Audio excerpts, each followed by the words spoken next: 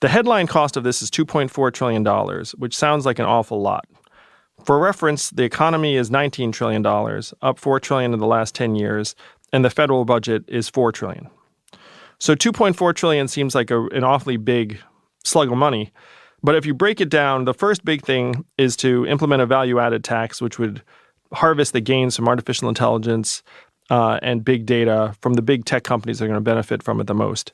So we have to look at what's happening big picture, who are going to be the winners from AI and big data and self-driving cars and trucks. It's going to be the trillion-dollar tech companies, Amazon, Apple, Google. So the big trap we're in right now is that as these technologies take off, the public will see very little in the way of new tax gains from it.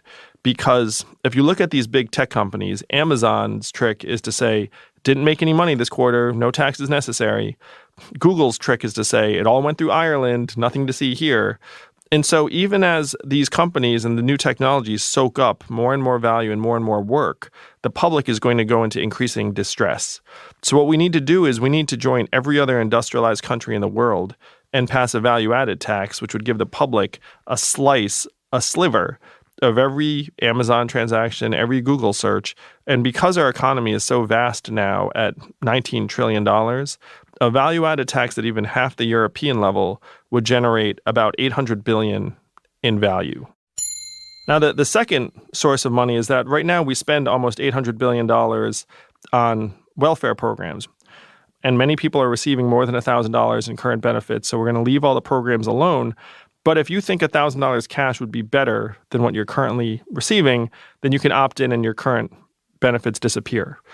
So that reduces the cost of the freedom dividend by between $500 and $600 billion. Now, the great parts are the third and fourth parts. So if you put $1,000 a month into the hands of American adults who right now 57% of Americans can't pay an unexpected $500 bill, they're going to spend that $1,000 in their community on car repairs, tutoring for their kids, the occasional night out.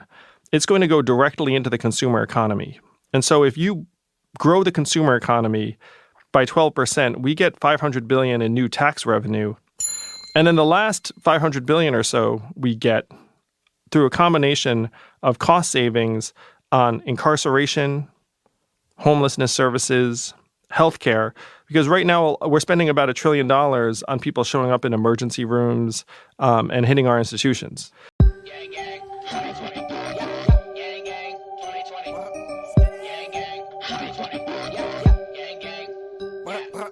Yang gang 2020. Yang gang 2020. Yang gang 2020. Yang gang. Yeah. Yang gang 2020. Yang gang 2020. Yang gang 2020. Yang gang. Yeah. I want 1,000 a month, 1,000 a month. I want 1,000 a month, 1,000 a month. Let's get this bread. Freedom dividend. Are all y'all paying attention? Automation gonna sweep the nation unless we get him in. Andrew Yang 2020 freedom dividend. Yang gang 2020. Yang gang 2020. Yang gang 2020. Yang gang. Yeah. First we get this money, then on 420. He gonna give some high fives to some high guys. Decriminalize marijuana so we can smoke if we wanna. Down with the opioid trend, up with the mental health thing. Yeah, math. Yo, it's just math. Yo, it's simple math. Yo, can you do math? Yo. Eliminate super PACs. Color stars making stacks. Student loan forgiveness plan.